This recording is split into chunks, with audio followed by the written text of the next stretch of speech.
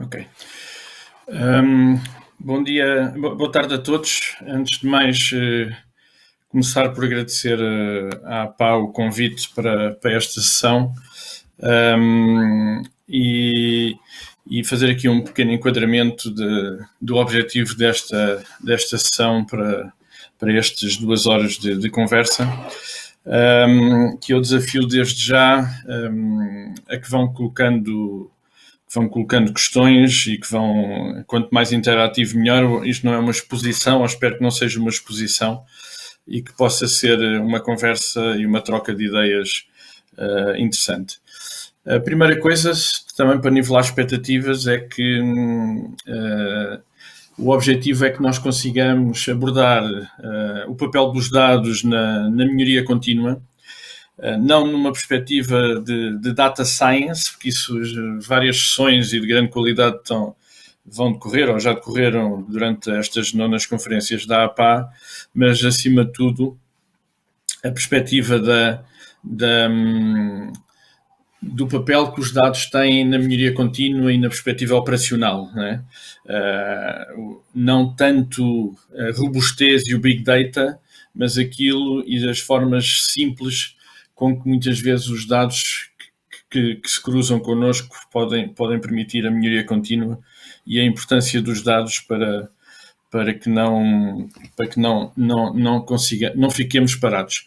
Uma pequena apresentação muito breve. O meu nome é Rui Cortes, sou fundador da Linel de Portugal e nós desenvolvemos projetos de melhoria só na saúde, e aquilo com que nos defrontamos muitas vezes, e é um pouco a troca de ideias que eu espero ter agora durante a tarde, é que os processos de melhoria carecem muitas vezes da existência de alguns indicadores de processo, não os indicadores de produção que existem nas organizações de saúde, na contratualização que é feita com a tutela ou que é feita com a contratualização interna, mas mais os indicadores de processo, e essa ausência de indicação de indicadores muitas vezes leva a uma dificuldade de identificarmos onde é que estão realmente os problemas. Eu julgo que partilharam um link para umas respostas, para umas perguntas que eu quero fazer de início, através do Poll Everywhere. Entrar nesse link e podem ir respondendo.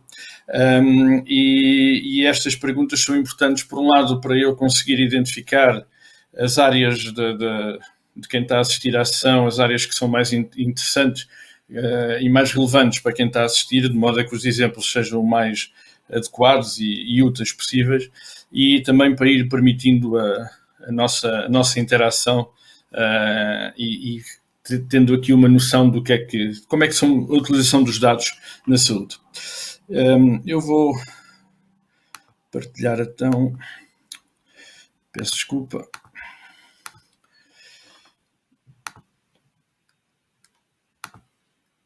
Eu acho que aqui podem através do link que foi partilhado ou do QR Code, podem ir respondendo. E a primeira pergunta é: como é que definiriam numa palavra o uso de dados no setor da saúde? E depois já voltamos aqui um pouco mais à frente. E isto é, o que é que para vós, hoje em dia, sendo que Portugal é dos países da Europa que mais dados gera em saúde, o que é que hoje em dia tem de utilização e que desafios, como é que encaram esta utilização dos dados no setor da saúde? Depois, a outra pergunta é: qual é a vossa área de interesse? A pergunta não está a aparecer, as respostas não vão aparecer aqui, eu já faço uma troca da partilha de ecrã, e para dar então os exemplos. E a última questão, que isto é importante para perceber com que detalhe é que explico e enquadro o ciclo PDCA ou PDSA, para conseguirmos ter aqui uma noção se preciso de entrar um pouco mais no detalhe do ciclo PDCA ou do ciclo PDSA. Eu vou fazer... Já vi que já estão a votar. Eu vou já mudar aqui as respostas. E Portanto, só um bocadinho. Ainda não. Se quiserem responder então a como é que definiriam numa palavra o atual uso de dados na saúde, é texto livre. Eu vou passando aqui para ir vendo as respostas que surgem. Ainda ninguém respondeu. Não sei. Mais alguém?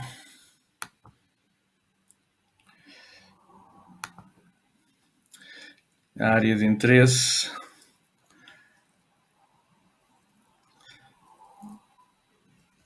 Isto devia estar a dar a aparecer já aqui respostas. Oi.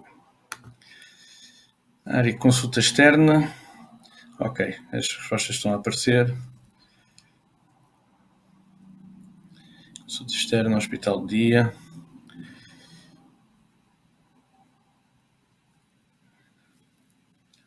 Ok, então são as áreas mais comuns, com o hospital de dia com alguma prevalência mais acentuada.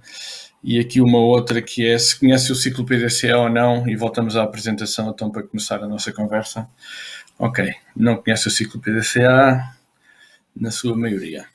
Ok, então sim, já posiciona a nossa conversa e vou então voltar à apresentação.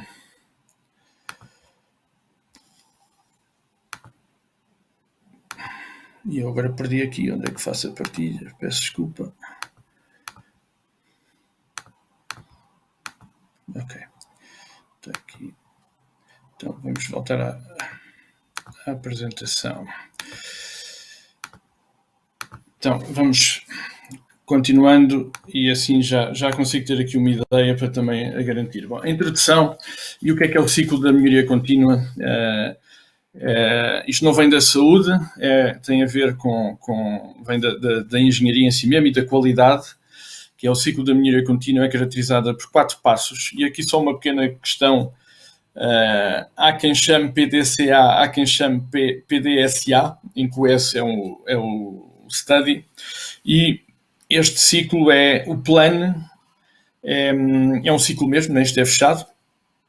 O plano representa a caracterização do problema que nós estamos a lidar, que temos que caracterizar, né? Aquilo que nós identificamos que não deveria acontecer, ou então aquilo que apesar de já não estarmos no nível frágil do processo, mas ainda queremos melhorar, queremos caminhar para a excelência, e então aqui o plano é essa parte, é aquilo que eu recolho de dados, aquilo que eu recolho de informação para assegurar que conheço bem o meu problema. Depois o do, e que não, os dados aqui não têm uma perspectiva tão pertinente, mas visto que o grosso das pessoas presentes não conhecem o ciclo PDCA, o do é, ok, eu identifiquei o meu problema, eu caracterizei quantitativa e qualitativamente o meu problema, e então vou gerar ideias para corrigir esse problema. Vou em equipa, com as equipas de melhoria, vou caracterizar as ideias. Mas depois eu só sei se as ideias são efetivas e impactantes naquilo que eram os meus problemas identificados, medindo outra vez. E daí entra a parte do cheque, onde eu vou validar, onde eu vou estudar, vou analisar se as medidas introduzidas realmente tiveram um impacto quantitativo nos resultados que eu pretendo alcançar. E depois o ACT é a generalização e a aplicação e a standardização desse processo. Aqui, em termos de cultura geral, há um aspecto que eu gostava de realçar, que há um outro ciclo de melhoria contínua, que é o de Mike. O PDCA está muito associado ao Lean, o de Mike está mais associado, por norma, ao Six Sigma. Os dois são válidos, são pertinentes, têm as suas virtudes. Por uma questão de tempo e de foco, vamos hoje só focar aqui no PDCA e gostava que levassem, durante o resto da nossa conversa, esta perspectiva do ciclo PDCA, os dados serem essenciais para eu caracterizar um problema e para eu validar e avaliar se os resultados das medidas corretivas introduzidas são aquilo que se espera. Ao longo da sessão, mais para o fim, vou dar alguns exemplos de como nós às vezes partimos para melhorias baseadas em percepções e isso leva às vezes a não corrigirmos os nossos problemas. Eu partilho aqui uma frase do Peter Drucker, que joga um bocadinho com esta sessão dos dados na melhoria contínua, e que o Peter Drucker tem esta afirmação que é: se não se medir algo não se pode entender o processo, logo se não se entende o processo também não se consegue aperfeiçoá-lo. Isto está tudo ligado, ou seja, no plano do ciclo PDCA, se eu não conhecer o problema que estou a querer analisar, e já vamos ver à frente o que é que podem ser problemas e podem ser coisas complexas ou coisas menos complexas, eu tenho dificuldade em quantificar. E há aqui um aspecto que eu gostava de realçar. Sabemos que a saúde está muito dividida em silos, não é? em departamentos, em áreas de profissionais distintas, e o facto de termos dados permite que a factualização da informação muitas vezes contribui para reduzir os conflitos interpares. Porque é diferente eu dizer que as consultas começam sempre tarde, ou que o consentimento nunca está presente, ou que os doentes esperam muito tempo para um ato, seja ele qual for.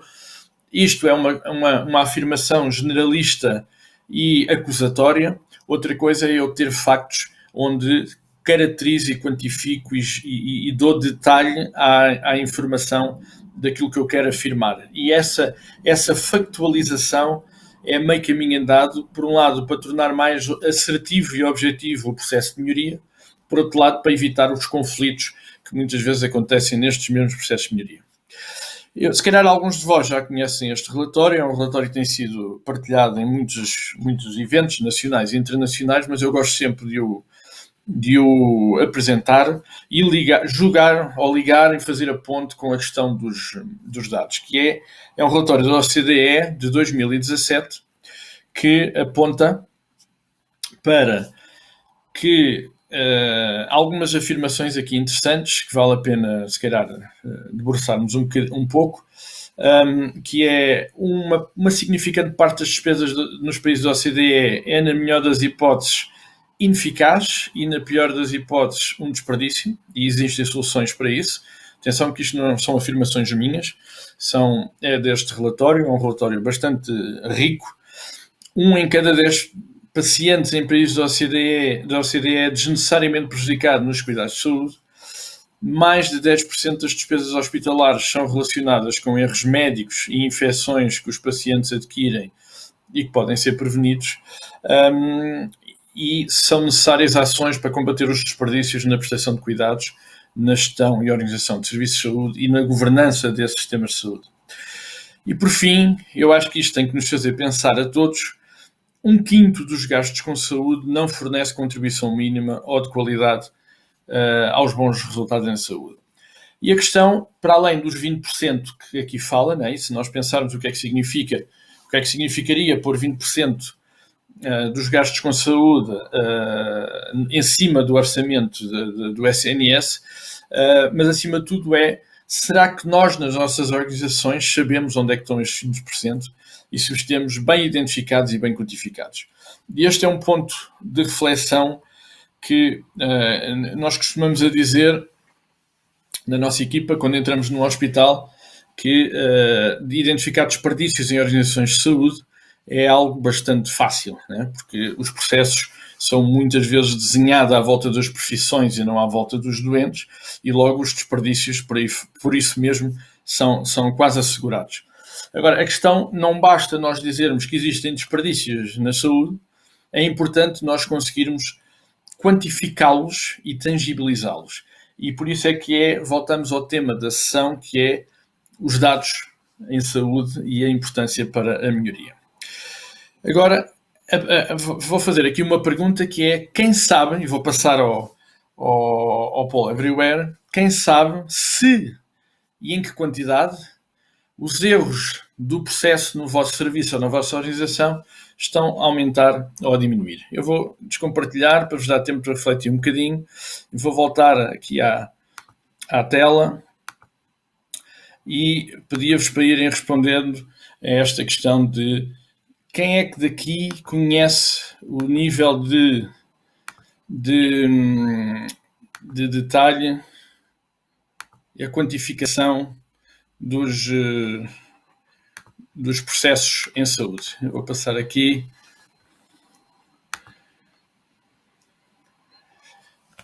Vou ativar. Ver se começam a chegar respostas.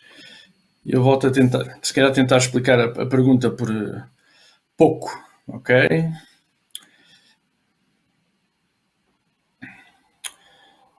Não aparecem mais respostas. Quem é que conhece os erros? E eu já explico o que é que podemos considerar erros. Pouco ou nada, ok?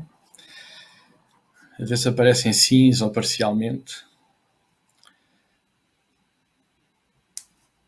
Ok, então ficamos com esta informação até agora e voltamos à apresentação. Sim, ok. 1/3 conhece se os erros estão a aumentar e a diminuir. E se calhar aproveito para fazer já outra pergunta.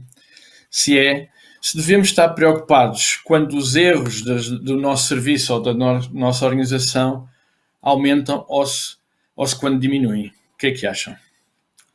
Quando aumentam? Mais alguém quer...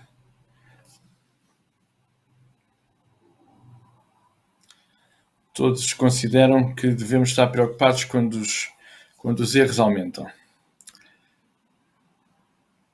Ok? Já estamos metade.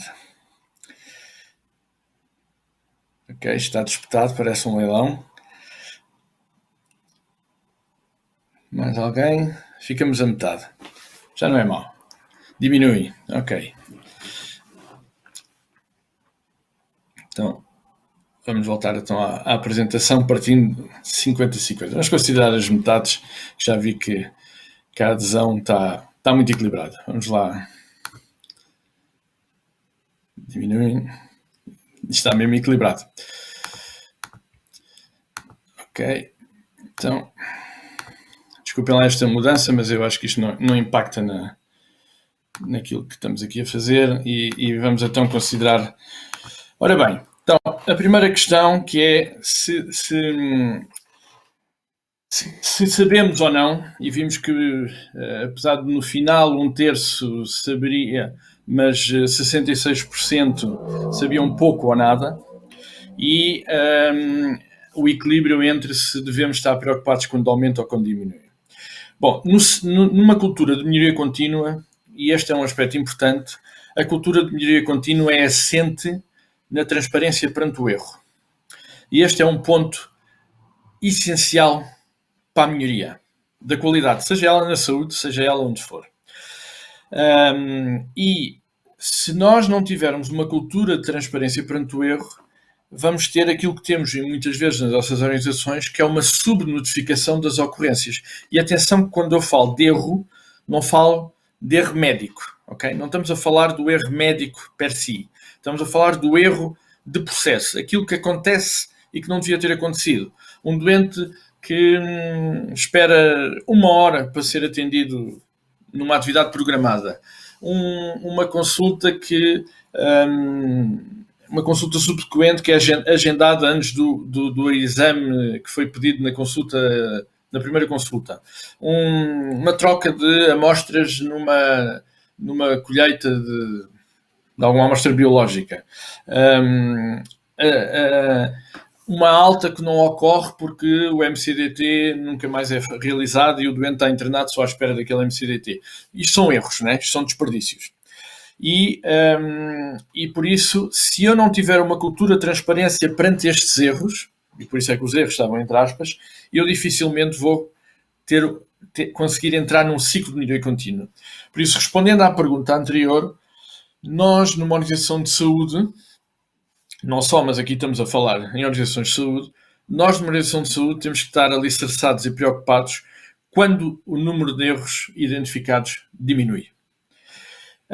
E eu partilho aqui esta imagem é os patients, chamados Patient Safety Alert, né? São as ocorrências que não deviam acontecer e que afetam o doente, e não tem que ser um afetar clinicamente, né? Um doente que espera uma hora, seja para o que for, está a ser afetado e revela desorganização e incapacidade organizacional. E por isso estas questões têm que ser reportadas. E este são os dados cumulativos desde 2005 a 2016, desde que este hospital, que é o Virginia Mason Institute em Seattle, que entrou num ciclo de melhoria contínua através da metodologia Lean, e que foi crescendo, né? E o que está aqui referenciado não é que o hospital passou a trabalhar pior. O que está aqui é que o hospital consegue proteger os doentes e dar-lhes melhor serviço porque passou a saber onde estão os erros. E esta imagem que estão a ver aqui está exposta nos corredores do hospital com uma frase em baixo que diz: se nós protegemos-lo porque sabemos onde erramos.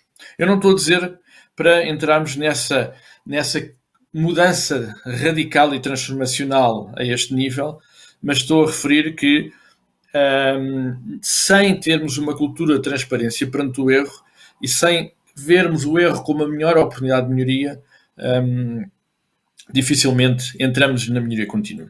Agora, jogando aqui com isto, é importante voltar um pouco atrás e relembrar os 20% de desperdício que a OCDE considera que existe na saúde nos países da OCDE. E jogar também com aquilo que responderam, que 66% das pessoas conhece mal ou nada se os erros nos seus serviços e nas suas organizações estão a aumentar ou a diminuir. E se eu não conseguir quantificar, saber quais são e em quanto são e se estão a aumentar ou a diminuir, eu estou a fazer uma navegação à vista e não estou, significa que provavelmente não tenho indicadores de processo que me permitam ter este olhar crítico. Agora, de onde é que vêm os dados? Isto é um dos desafios da saúde, né? Se olharmos para o ecossistema da saúde, e estamos a falar em Portugal, né? O ecossistema podemos dividi-lo entre financiadores, a parte de utentes, prestadores de cuidados, reguladores, legisladores, os grupos de pressão e os fornecedores inovadores. E muitas dessas organizações geram dados, né? E esta é a dificuldade que hoje em dia temos, que é a quantidade de sítios fragmentados onde temos os dados e a dificuldade de gerar conhecimento com os mesmos. Por isso, vemos que o desafio de quem está no terreno, e não estou a falar só quem está na gestão topo, mas mesmo quem está na gestão intermédia e quem está na operação, os profissionais que desempenham as tarefas e a prestação de cuidados, é difícil conseguirmos ter informação fina, rigorosa e atualizada, e como vamos ver à frente, quase até também preditiva, sabendo que há esta fragmentação toda.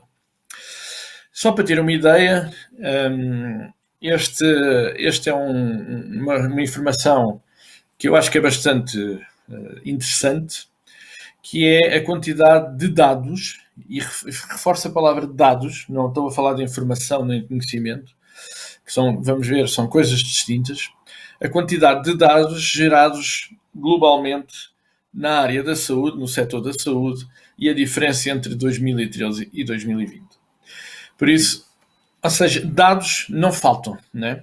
O que falta é competências, ferramentas e competências para gerar algo útil na decisão partindo dos dados.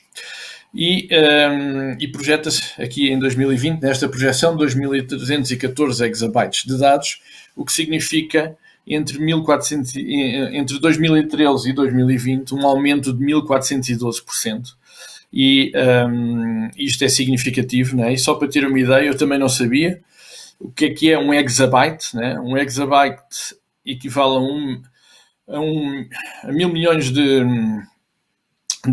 gigabytes, 1 bilhão de gigabytes e 1 trilhão de megabytes. Só para ter uma ideia, significava que precisávamos para ter 1 exabyte, precisávamos de 694 bilhões de disquetes.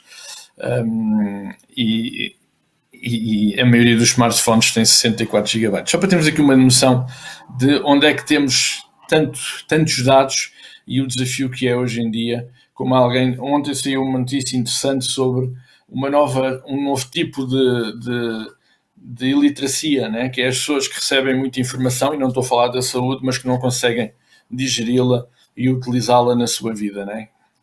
E isso é um pouco também o que se passa com esta quantidade de dados. Há muitos dados, todos os dias são gerados de várias formas, e já vamos ver a seguir, mas realmente o tornar isto útil na nossa prática clínica, na nossa prática diária, é difícil. Então, na melhoria contínua em ambiente hospitalar, de onde vêm e para que servem os dados? Então, voltando aqui um bocadinho ao ciclo PDCA, que eu acho que é um ponto interessante e que ajuda a esquematizar a informação, referir que os dados para a melhoria contínua podem vir de duas fontes, ou de duas formas. Não é de duas fontes, é de duas formas. Podem vir dos sistemas de informação, e já vamos ver alguns mais em detalhe, ou podem vir das observações. E eu vou dar aqui um exemplo, porque é importante observações, e atenção que isto não é nada contra a sistematização e os sistemas de informação.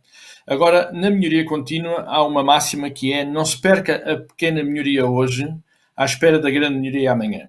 E se é verdade que todos sabemos que o futuro da sociedade e o futuro da saúde estará muito assente no Big Data e na transformação digital, também sabemos que não há as condições, nem os recursos, nem as competências para que esse anseio que queremos amanhã se seja alcançado no imediato.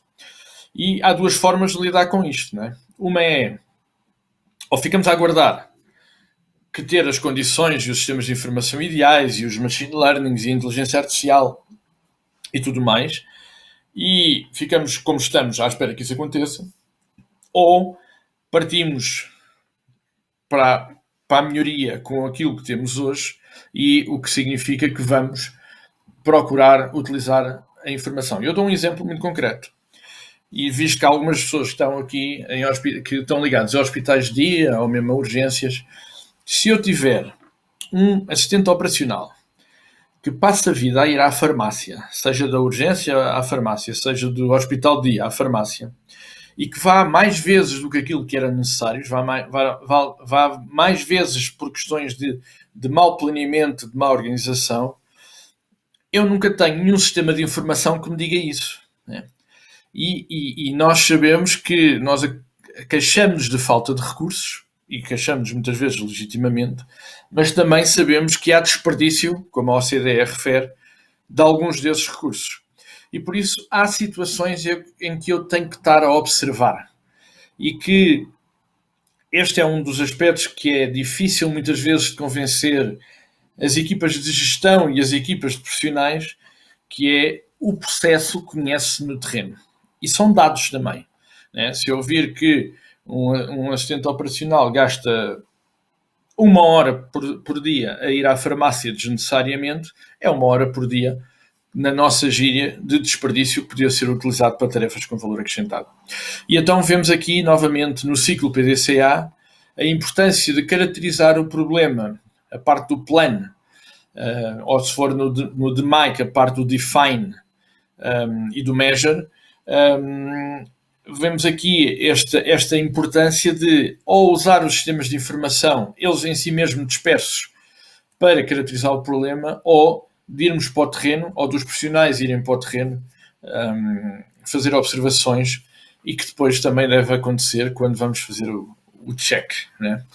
E isto é que muitas vezes traz ao de cima uma série de oportunidades de melhoria que cruzamos todos os dias com elas e acabamos por não as caracterizar, não as quantificar e nem perceber se as ideias que têm, porque há uma coisa que é importante, na experiência que temos de 7, 8 anos de fazer projetos de melhoria contínua em organizações de saúde, as grandes ideias vêm das equipas das organizações de saúde, não vem ninguém de fora, né?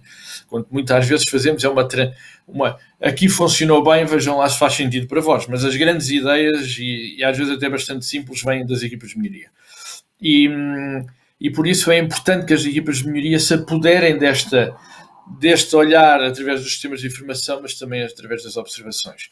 E há uma expressão que tem a ver com isto, que é ir para o terreno e andar a seguir os doentes, né? O shadowing é importante para perceber realmente o pathway, né? Que o doente percorre na sua experiência no contínuo de cuidados. Porque se os sistemas de informação fossem suficientes, não era preciso fazer shadowing, não era preciso andarmos atrás dos doentes. E porquê é que precisamos realmente do PDCA e destes dados?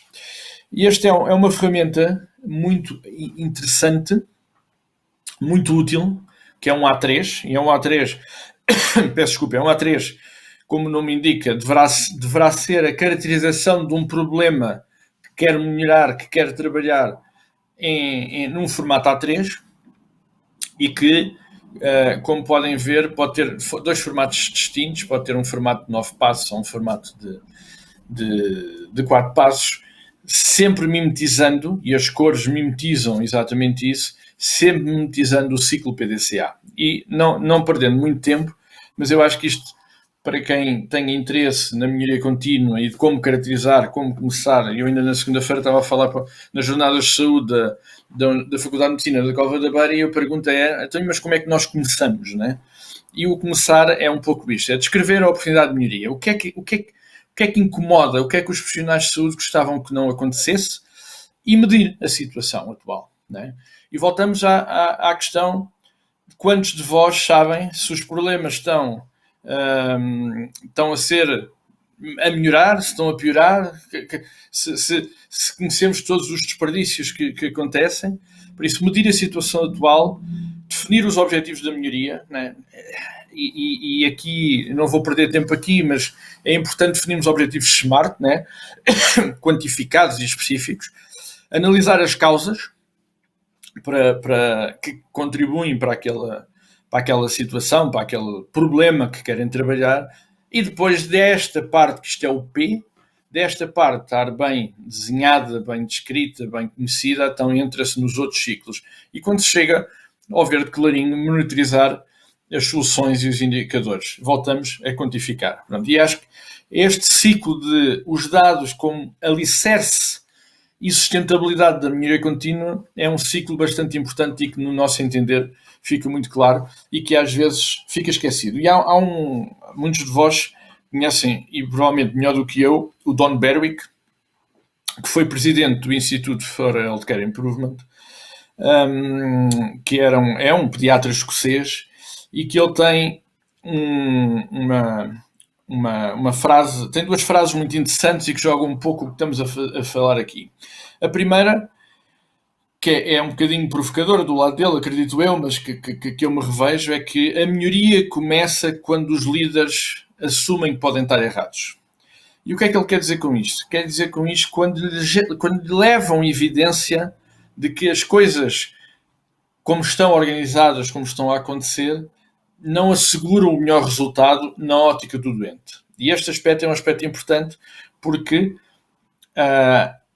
no Virginia Mason, por exemplo, há uma crença que é não vale a pena eu andar a olhar para custos diretamente, porque se a experiência do utente for a melhor possível, isso traz em si mesmo uma eficiência que tudo o resto se torna eficiente, e nomeadamente a questão de custos. E por isso esta questão de o líder ficar perante a evidência de que há formas de fazer as coisas provavelmente diferentes, porque aquilo que está a acontecer não é o desejado que queremos oferecer ao doente, é um ponto de partida que permite a tal transparência perante o erro, e isto tem a ver com liderança e com a maneira como estamos com as equipas e com o erro. E o erro nos países latinos é uma palavra muito mais pesada que nos países anglo-saxónicos, e por isso há aqui um ponto de partida que é o que é que mostramos, ou como é que mostramos e como é que quantificamos estas questões. A outra expressão que o Don Berwick diz é que muitas das organizações de saúde que falham neste entrar na melhoria contínua não falham por falta de competências técnicas, de ferramentas, falham por falta de cultura. E a cultura aqui voltamos à questão da transparência perante o erro. E eu, para ter a transparência perante o erro, tenho que quantificar, tenho que medir e tenho que estar preocupado quando os erros diminuem e não quando os erros aumentam. Como veem, isto está tudo interligado e a mensagem dele com essa expressão é: agarrem-se mais à cultura do que propriamente às ferramentas, né? Pronto, então, das observações, o que é que se pode observar que gera dados?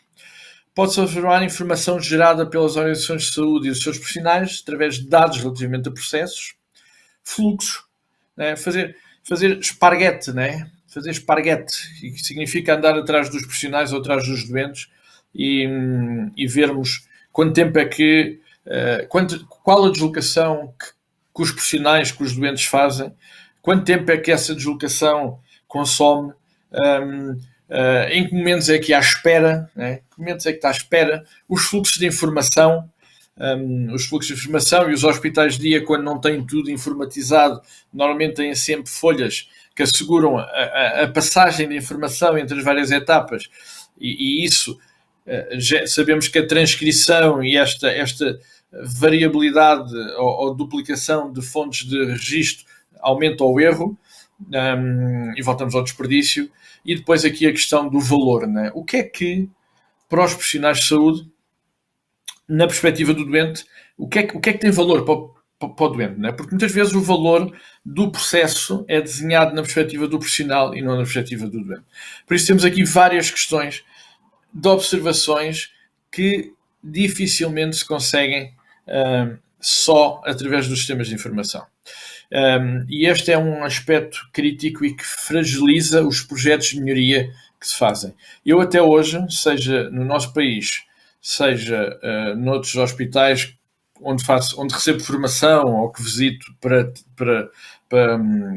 tirar ideias e para aprender com outras realidades, não conheço nenhum projeto de melhoria que consiga ser, na totalidade, a caracterização, o tal plano, que consiga ser só alimentado pelos sistemas de informação. É essencial ir para o terreno recolher estes dados, seja tempo de deslocação, seja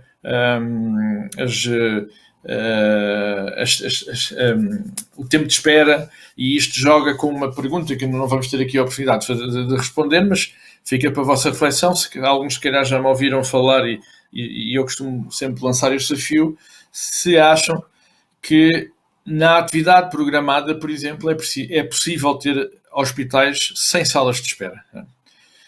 E a resposta é sim, né? E a resposta é sim porque houve alguém que mediu o tempo de espera em cada um dos atos e foram gerando ideias que foram testando, né? O plano era o tempo de espera, gerou-se ideias, o cheque é se isto diminui ou não diminui a espera. Ok, então vamos voltar a medir e vamos voltar a ter outras ideias e vamos voltar a incutir. Há algumas das clínicas da Clínica Maio, têm, por exemplo, como indicador reduzir cadeiras na sala de espera de ano para ano. E isso em si mesmo eu preciso de dados de quanto tempo e quantas pessoas é que esperam e entrar no ciclo da melhoria contínua. Depois, os sistemas de informação têm um desafio, e é isso que depois vamos ver um pouco à frente, que é as ferramentas que hoje em dia podemos usar para dar resposta a esta questão. Temos informação muito espartilhada, não interessa agora aqui discutir o porquê, nem a razão, nem os culpados, isso não interessa nada. O que interessa é que realmente é esta a realidade que temos e é esta a realidade com que temos que viver. E se ficarmos sentados à espera que isto deixe de ser assim, vamos perder imensas oportunidades de fazer pequenas melhorias. Pronto, temos serviços administrativos, onde temos informação de gestão, de serviços financeiros, serviço pessoal. Temos os serviços de gestão de informação, temos arquivos, estatísticas, comunicações, logística, serviços clínicos com as várias áreas dos hospitais, e aqui não fomos à exaustão, serviços de apoio, farmácia, e isto são tudo fontes fragmentadas de dados de sistemas de informação quando existem, alguns ainda são em papel, outros já informatizados, mas muito desintegrada, e voltamos aos dados, né? São dados, não são informação, e isto é como é que eu faço um ciclo de melhoria contínua partindo desta realidade. Temos aqui dados gerados, isto é a sistematização, profissionais de saúde, doentes e pelo cidadão geral. Todos nós hoje geramos dados que podem ser úteis para a saúde, né? E basta ver aquilo que se mede hoje em dia na situação do Covid, a quantidade de deslocações através dos nossos telemóveis. Por exemplo, estamos a gerar dados para a saúde, que nesse caso têm sido utilizados e gerado informação e até algum conhecimento.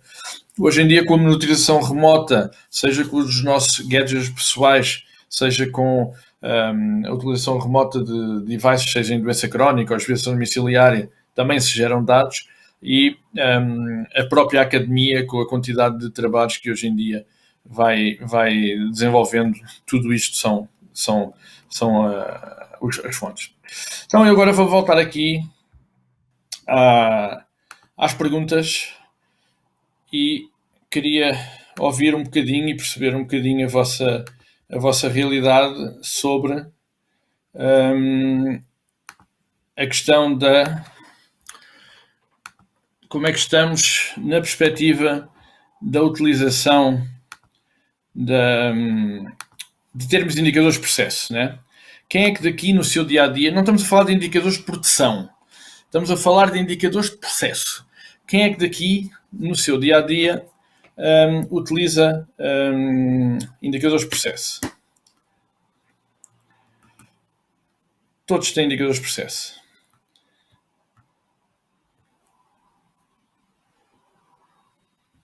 Já respondeu toda a gente?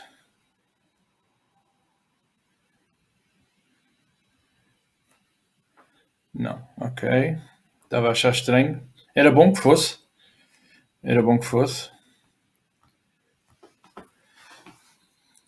Ok.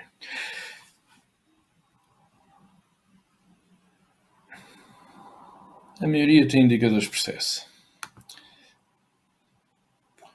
E agora pedia para escreverem livremente alguns exemplos de indicadores de processo que regularizem, que monitorizem de forma regular. Não é aqueles que discutem quando fazem a discussão do plano de ação uma vez por ano. É aqueles que monitorizam uma vez por semana, uma vez por mês, ou às vezes até diariamente. Podem escrever.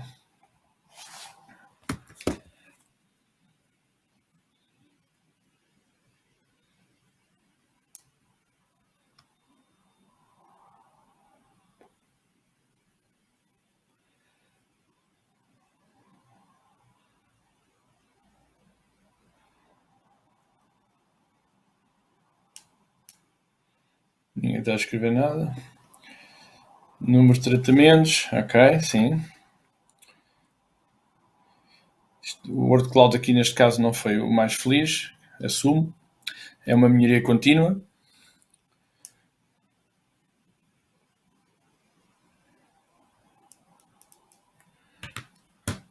Tempo de espera para a admissão, ok.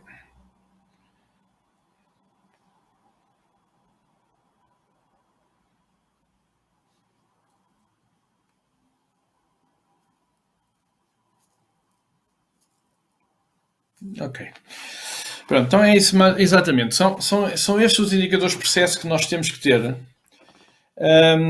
E que eu vou dando aqui, se calhar, mais alguns exemplos para também ajudar os que não têm e que têm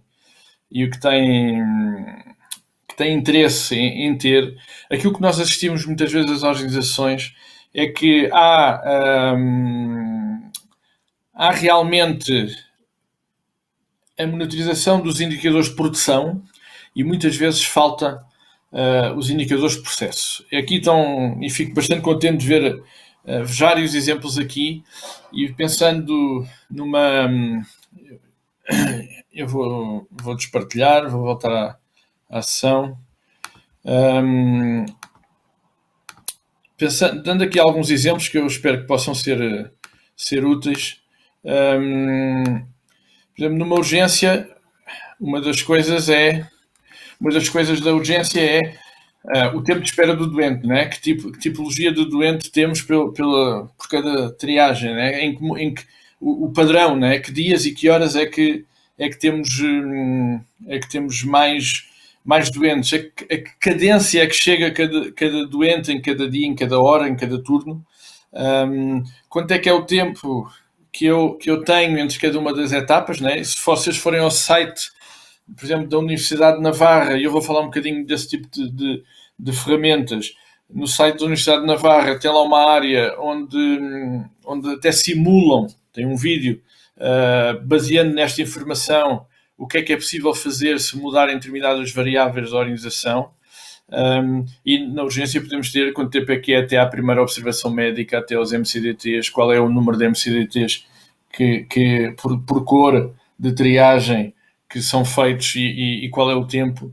Na cirurgia, seja no processo do doente cirúrgico sentido lato, seja no bloco, né? No bloco é o primeiro tempo, o início do primeiro tempo, o tempo de espera do doente antes de ser intervencionado, o tempo de turnover. Pronto, e isto não é algo que, por exemplo, no internamento, quantos MCDTs é que atrasam a alta, que MCDTs e quantos MCDTs é que atrasam a alta, qual é o tempo de demora, é um indicador contratualizado, não é tanto um indicador de processo. Qual é a hora que os doentes têm alta do dia, se os doentes ficam à espera da família ou se a família fica à espera dos doentes. São tudo indicadores que alguns podem ser retirados do sistema e outros nem por isso. Nos hospitais de dia as etapas do doente, né? Qual é a taxa de ocupação dos cadeirões por dia da semana, qual é o desvio entre o horário agendado e o horário efetivo, isto para a consulta externa ou para a imagem também é importante, porque isto dá-nos uma perspectiva se o agendamento está a ser feito de forma realista ou não. E nós sabemos hoje em dia que temos vários hospitais que têm filas em várias questões provocadas pelas restrições de fluidez dos processos causadas pelo Covid, não tem a ver com as organizações em si, né? A distância social, as restrições de número de pessoas. Há uma série de mudanças que foram provocadas a nível organizacional e que levam a essa situação. E se eu for medir todas essas questões, eu vou conseguir identificar onde é que estão os bottlenecks e dar respostas. E uma das questões que hoje em dia, culturalmente, e não vale a pena escamotear isto, é a dificuldade de convencer algumas das organizações a deixarem de ter overbooking. Sobretudo, quando há overbooking registado, que é um argumento legítimo, mas não estudado, que é, ok, uma especialidade tem um ato curto, uma especialidade médica que os atos são curtos, a rotatividade é grande, então é lógico que se os doentes faltarem, os profissionais de saúde ficam parados sem atividade. Mas essas faltas dos doentes ou esse atraso dos doentes têm padrão em si mesmo. Logo, se eu for fazer a análise, seja de observação, seja dos sistemas de informação, de qual é o padrão de faltas e qual é o padrão de atrasos, eu consigo criar um overbooking, entre aspas, adaptado a esse padrão e não provocar um overbooking que se calhar não é igual todos os dias da semana ou toda a hora ou por aí fora. E muitas vezes essas filas são causadas por essas situações.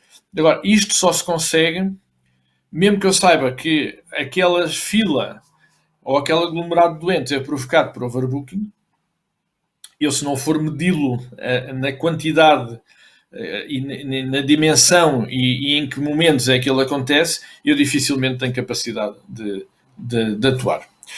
Bom, então, o que é que geram os dados? E nós tentámos aqui criar de uma forma mais apetitosa, se pudermos chamar esta questão dos dados. Nós temos muitos dados e pouco conhecimento. E conseguimos ver que começamos por várias bases de dados, diferentes sistemas de informação, observações, é uma manta de retalhos, né? São os ingredientes que nós temos. Depois, quando limpamos as bases de dados, quando organizamos e começamos a analisar, ok, começamos a dar alguma forma, neste caso forma, mas alguma forma a estes mesmos ingredientes. A seguir, hoje em dia, felizmente, temos ferramentas à distância de um clique, praticamente, para trabalhar a visualização de dados. Sabemos que nem toda a gente tem a mesma apetência para os dados e não se trabalham dados de informação, seja da saúde ou não, em listas infindáveis de Excel ou em fecheiros sem qualquer apresentação gráfica. E, por fim, o conhecimento, né? E aí é quando comemos e quando digerimos o modo já apresentado e analisado e tratado que chegam estes dados e que utilizamos essa informação para conhecer melhor a nossa organização, para conhecer melhor o nosso processo, mas, acima de tudo, para tomar melhores decisões. Porque uma das questões que a nós nos atrapalha muito, e não é num nem no hospital, é quando começamos um projeto de melhoria e ficamos incapazes de comparar os resultados no fim, porque no início não havia uma estrutura de dados que nos permitisse criar a informação. Basta pensar, se eu tiver área de MCDTs ou área de hospital de dia, que eu não tenho um agendamento feito no sistema, eu vou estar às escuras, faço uma amostra, mas não tenho um rigor de informação que me permita realmente depois comparar se no fim a melhoria foi efetiva ou não. E este é um dos desafios, que é, se não houver medição, nós costumamos dizer um pouco a brincar, se não houver medição, esta questão da melhoria contínua é só cosmética, né? E nós não estamos aqui para fazer a cosmética, estamos aqui para melhorar a experiência do doente e melhorar os resultados e também a satisfação dos profissionais.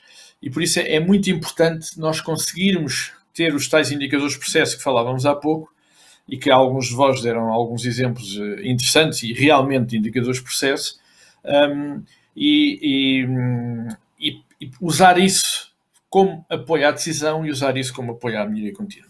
Há um aspecto, e eu aqui faço assim um parênteses, há um aspecto importante, que é importante realçar, que é o que é que eu faço depois com este conhecimento. E este não é o tema desta sessão, mas acho que enquadra bem, que é os processos na saúde são substancialmente ou maioritariamente multidisciplinares, né? Temos processos um processo de um hospital de dia, um processo do bloco operatório, um processo da urgência. São raros os processos, o processo de internamento, né? A assistência social, a enfermagem, os médicos, são raros os processos que são dos assistentes técnicos, dos assistentes operacionais, são raros os processos que são de um grupo profissional, são muito poucos, né? São naquela fatia do processo, mas o processo no seu todo, o contínuo de cuidados, raramente está entregue a um só profissional. E uma das questões que não pus aqui esse gráfico, mas o ano passado saiu um artigo sobre os temas que são discutidos quando as equipas na área da saúde reúnem multidisciplinarmente, e há dois pontos que se destacam sobremaneira. Um são questões de qualidade e o segundo são questões de comunicação. E quando nós temos conhecimento, quando temos indicadores de processo, isto permite que a comunicação dentro das organizações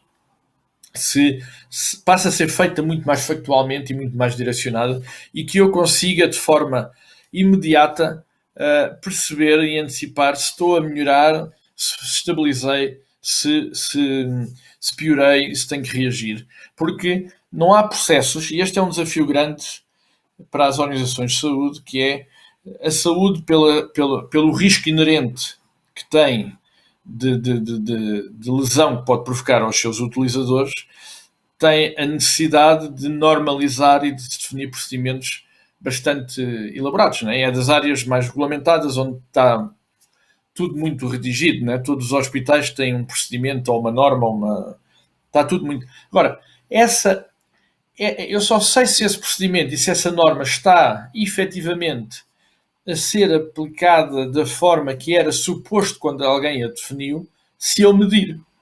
Se eu não meço, fico na crença que, e às vezes nós ouvimos essas respostas, que é, ok, identificámos este problema e respondem-nos, sim, mas não há necessidade de estar a olhar para isso porque isso já está definido no procedimento, não é? Ok, mas está definido no procedimento, então mas está a correr, está perfeitamente, temos estado a melhorar, temos estado a piorar, qual é o ponto do processo que está mais frágil? Porque há muita crença que está na norma, está no procedimento e que então acontece por si só. E isso é aquilo que, no meu entender e no nosso entender, fragiliza muito a melhoria contínua nos processos. É que escreve-se, define-se o que é que deve ser feito, né? E aí tem que ser mesmo os profissionais de saúde, porque o domínio da arte é vossa, mas o como deve ser feito e o como está a acontecer, né? O quando está a acontecer, isso tem que estar associado a dados e tem que estar associados a indicadores. E ficando contente de ver os exemplos que já foram escritos há bocado na pergunta, eu diria que não erro se disser que metade dos nossos processos são geridos e vividos no dia a dia sem indicadores de processo monitorizados pelo menos uma vez por semana. E isto é, enquanto não acreditarmos que os indicadores são a melhor... o Deming, né? O Deming dizia que tudo... Acho que era o Deming, tudo que se... ou o Peter Drucker, já não sei. É um dos dois. Tudo que se melhora... Tudo o que se mede melhora-se, né? Ou tende a melhorar. Tudo o que se mede tende a melhorar. E este é que é o aspecto. É a mensagem aqui intermédia da nossa sessão, para depois termos aqui alguns momentos de perguntas e respostas. Mas esta mensagem nesta fase é: dificilmente entram em melhoria contínua se não fizerem uma reflexão convosco próprios, e esta reflexão não tem que vir do Conselho de Administração, não tem que vir do diretor de serviço, ou do administrador hospitalar, esta reflexão tem que vir da equipa, tem que vir de o que é que nós identificamos que são as áreas críticas do nosso processo, da experiência do utente, e o que é que queremos medir e então depois como é que vamos medir. Por isso, voltando à questão que eu estava a dizer da multidisciplinaridade, enquanto não ganharmos o hábito de usar este conhecimento para agir, né, que não fiquemos só pela apresentação e temos dashboards espetaculares e tudo muito, muito apelativo, mas isto só é útil se eu depois fizer alguma coisa com aquilo. Porque há uma frase associada à melhoria contínua que é: não há nada, por muito bem feito que seja, que não possa ser melhorado. E isto tem a ver com a perfeição não se atinge, né? Porque se eu já estivesse num patamar que já não possa melhorar, é porque já estava perfeito, né? E nós sabemos que a perfeição não se atinge, persegue-se, logo eu tenho que medir para perceber onde é que eu estou e para pensar, ok, eu já cheguei aqui, estou contente. E depois uma das coisas, um exemplo, né? Não precisam responder, porque não conseguimos responder, mas quantos de vós definiram o que é a experiência de excelência do utente no processo a que estão envolvidos? Quanto tempo é que queremos aceitar ou lutar para que o doente, quando vai a um determinado ato, não espere mais do que X? 15 minutos, 10 minutos, 5 minutos, 20 minutos. Este é um indicador de processo. Se eu disser, ok, eu posso estar a ver que o doente está a melhorar ou está a piorar o tempo de espera, mas se eu não tiver um objetivo do que é para mim ou para o doente o tempo de espera, né, quantas vezes é que já perguntamos ao doente o que é que ele acha que é a excelência do seu atendimento? Imaginemos que ele responde 15 minutos. Eu tenho que monitorizar se esse meu alcance está a ser atingido ou não. Então, um outro desafio que temos aqui é a dispersão de fontes e a falta de interoperabilidade. Isto é um exemplo, isto é um exercício que nós fizemos, ou estamos a fazer, em termos de sistematização de informação para uma organização de saúde. E nós vemos a quantidade de fontes e de dados e de campos que temos que ler para conseguir criar uma visualização quantos doentes é que estão a 75% de atingir o tempo máximo de resposta garantida, para eu depois não ficar surpreso que afinal recebi perdi o doente ou que fui penalizado no meu contrato de programa, mas para conseguir antecipar e reagir na antecipação e não retrospectivamente. Porque este é um desafio, e por isso é que os dados são tão importantes, que é o Gary Kaplan, que é um internista e o presidente do Virginia Mason, diz desde 2012 que diz isto, que o desafio da gestão da saúde é deixarmos de ter uma gestão retrospectiva e passarmos a ter pelo menos uma gestão em tempo real ou, na melhor das hipóteses, uma antecipação, uma projeção. E aqui quando nós olhamos para a complexidade, e estamos a falar de uma coisa que não tem complexidade, aparentemente, que é ter uma lista e ter toda a informação do Malek e de que quantos MCDTs é que são gerados na primeira consulta, se já estão agendados, se não estão agendados, se a segunda consulta foi agendada antes ou depois do MCDT gerado na primeira. Tudo isto, quantas faltas é que eu estou a ter, se estamos a respeitar a prioridade ou não. Vemos aqui a complexidade de campos que temos que coincidir, quais são as áreas que estão a referenciar mais por tipo de especialidade, para ter aqui reação e se calhar uma articulação e uma verdadeira, ou caminhar para uma melhor integração de cuidados. E isto é um exemplo dos desafios das fontes e a falta de interoperabilidade. E depois podemos cruzar aqui que as análises clínicas estão numa fonte de informação, os MCDTs de imagem estão noutras,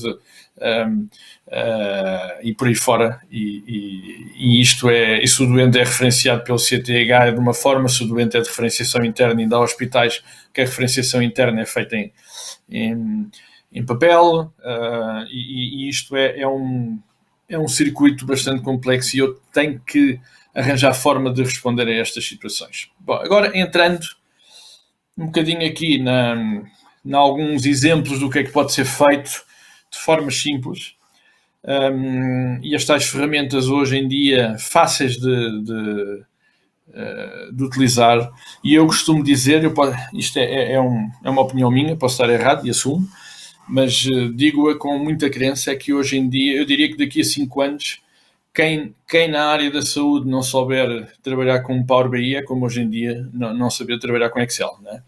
E porque é algo que está bastante, permite muito esta integração, ou atenuar o impacto desta dispersão de fontes e de falta de interoperabilidade.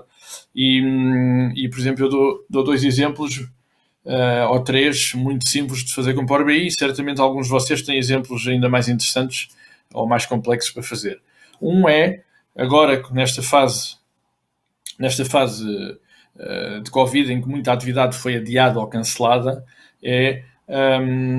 como é que eu estou, olhando doente a doente, o que é que cada doente tem por realizar, não é? Este é um ponto, não é? O que é que cada doente tem de MCDTs, de consultas, de cirurgias por realizar. É tentar ter tudo integrado.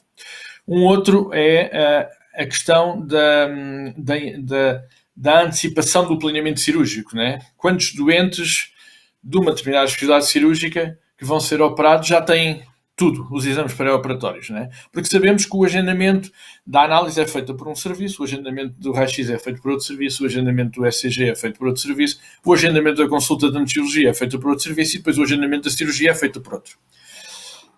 Como os sistemas são todos dispersos e estas equipas, a não ser que haja central de agendamento, que não é uma prática assim tão generalizada e que muitas vezes tem um processo para ser eficiente também em si mesmo desafiante, a única forma de eu ter um quadro de gestão e de monitorização que também dê essa informação operacional, de modo a saber se eu tenho, quantos doentes é que eu tenho hoje que posso convocar, porque já tenho o chamado tudo tratado, a prontidão para cirurgia. Isto é a vantagem e o poder das ferramentas como o Power BI, há outras, não é? Mas estou de Power BI porque é aquela que a gente conhece um pouco melhor, e que permitem esta integração de informação. E aqui as áreas de maior interesse são dados de produção, indicadores de qualidade, como tempo de espera, grau de satisfação. E os benefícios é simples e apelativo, tem cores, é dinâmico, os gráficos, as leituras podem ser desenhadas da forma como nós quisermos ver e permite um acompanhamento em tempo real, porque diria que isto pode ser feito de forma a ficar integrado e mais do que uma vez por dia isto pode ser atualizado e não tem que haver ninguém a introduzir dados à mão. Aqui em baixo encontram alguns artigos, que acho que hoje em dia é importante não estarmos a inventar a roda, e alguns artigos do poder e da eficiência que gera a visualização deste tipo de dashboards. Por isso, estes tipos de dashboards têm uma vantagem. Por um lado, que permitem como ferramenta de gestão para quem está na área da gestão e permite como ferramenta de monitorização para quem está na área operacional, né?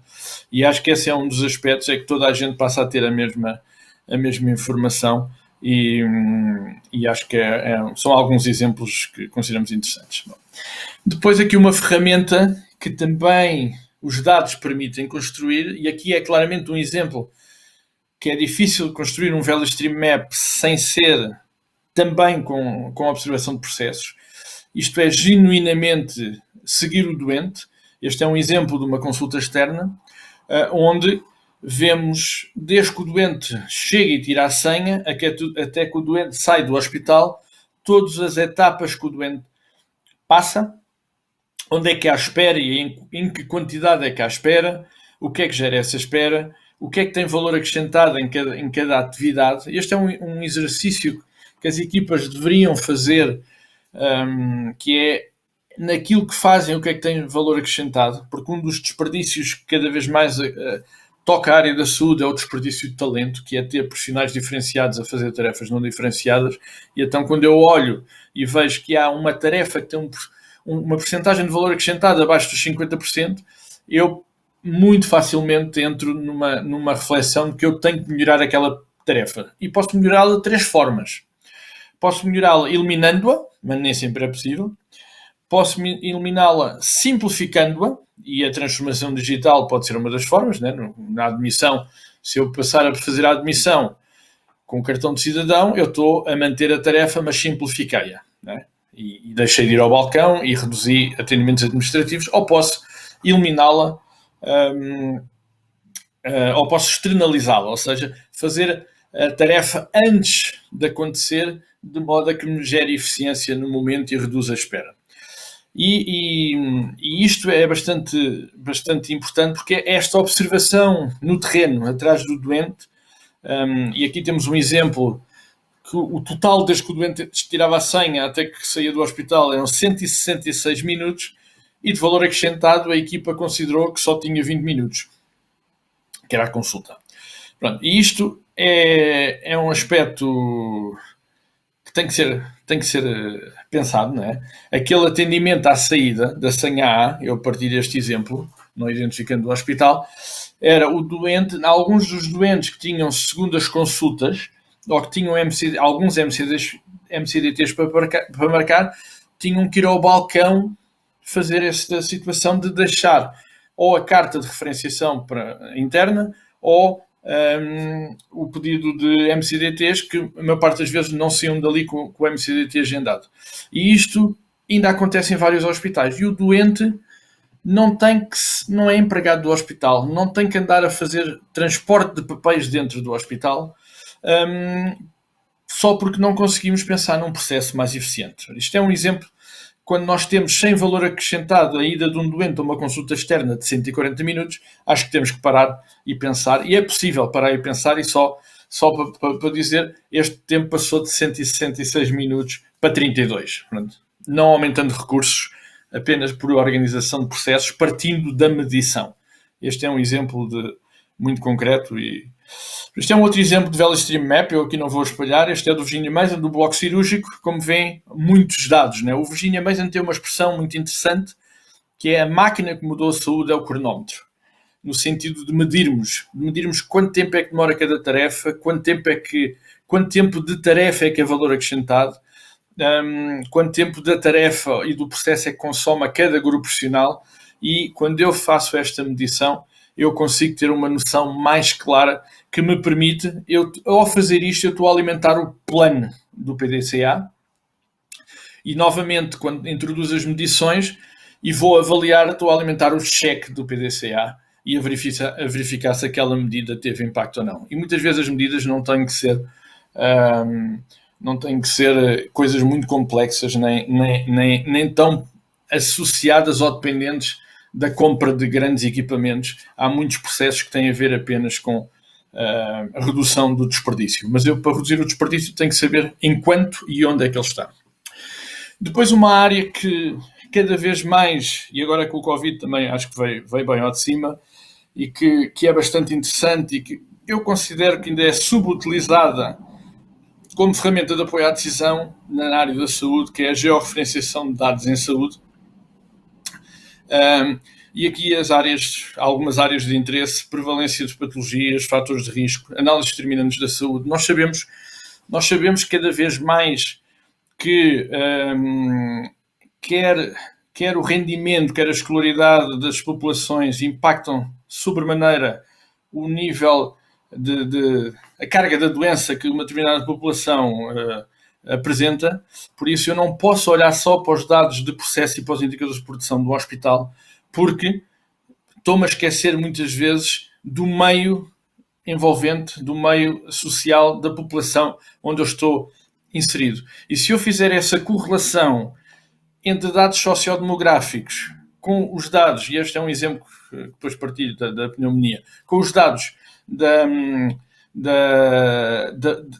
doença em si mesmo, seja de internamentos, seja de óbitos, eu consigo partir de uma caracterização nacional para regional e para local, e consigo se calhar saber que dentro de um ACES eu tenho que me preocupar porque os doentes que me estão a provocar internamentos ou idas à urgência de uma determinada patologia vêm daquele concelho ou daquela freguesia, é diferente.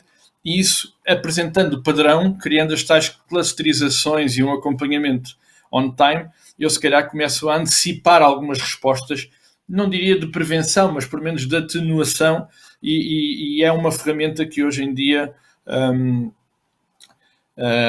acho que temos condições, porque elas estão a dispor de todos nós, das organizações, e no meu entender é um desperdício não se utilizar. Eu deixo aqui só para os que tiverem curiosidade, podem consultar diretamente no QR Code ou podem escrever pneumoscópio na net, e isto é um projeto que tem uma vantagem em relação aos relatórios dos observatórios das patologias, não retirando o mérito do conteúdo, que é um relatório que sai ano a ano. Cada ano é um documento estanque, né? Aquele documento é um documento estanque. Neste tipo de ferramentas é um documento vivo, né? Porque todos os anos pode ser adicionada informação e pode ser complementado com análise, com clusterizações e com subanálises, não tendo que fechar aquele documento do ano anterior e passar ao outro. E aí o que vem ainda só estão óbitos. Neste momento já estão a ser integrados, estão óbitos e fatores de risco, e estão a ser integrados neste momento os ICPC2 relevantes, e já os óbitos de 2019, faltando ainda os internamentos. E isto é um exemplo do papel, como os dados podem ser úteis para a tomada de decisões, e isto traduz, e o exemplo a seguir traduz uma outra questão, que é o quanto a saúde precisa de andar de mão dada com outras áreas do saber, né? Por exemplo, nesta área, a engenharia geográfica tem um papel importante. Por muito que nós não queiramos, o domínio destas ferramentas de SIG, né, de Sistemas de Informação Geográfica, estão muito ligadas à engenharia geográfica, e acho que é importante termos a consciência. Eu estou à vontade, porque eu não sou engenheiro nem geográfico nem nada, por isso, mas eu sinto que quanto mais a saúde andar de mão dada com outras áreas do saber, mais robustas são as ferramentas que podemos utilizar para aproveitar o papel dos dados. Aqui, outras ferramentas, que é a simulação computacional. É uma outra área que está muito subdesenvolvida nos nossos hospitais. A Holanda, Navarra, como eu estava a dizer, são exemplos de utilização destas ferramentas de forma bastante robusta. Isto não é só usado nos hospitais. Hoje em dia ninguém constrói um aeroporto sem fazer simulação computacional. E permite utilizar isto para redefinição de fluxos, reorganização de layouts, realocação de recursos. Os benefícios: não há necessidade de investimento até termos uma forte evidência de resultados. Isto permite, por exemplo, se eu tenho dúvidas se o meu novo edifício devia ser assim ou assado, se devia ter 5 balcões ou 10 balcões, se devia ter mais elevadores ou menos elevadores, permite uma série de cenarização, como diz ali, é uma projeção de um sistema real através de um modelo computacional, permite identificar o processo que eu quero construir, ou o processo atual, e mudar-lhe variáveis e conseguir antecipar as melhores. Este vídeo, é um vídeo de uma, eu vou pôr outra vez a correr, é um dos softwares de simulação computacional, que foi um trabalho de mestrado de uma aluna da Faculdade de Engenharia da Universidade de Coimbra, que agora trabalha connosco, e que foi orientada pelo professor neste trabalho. Isto é um caso real de um hospital que tinha um desafio que era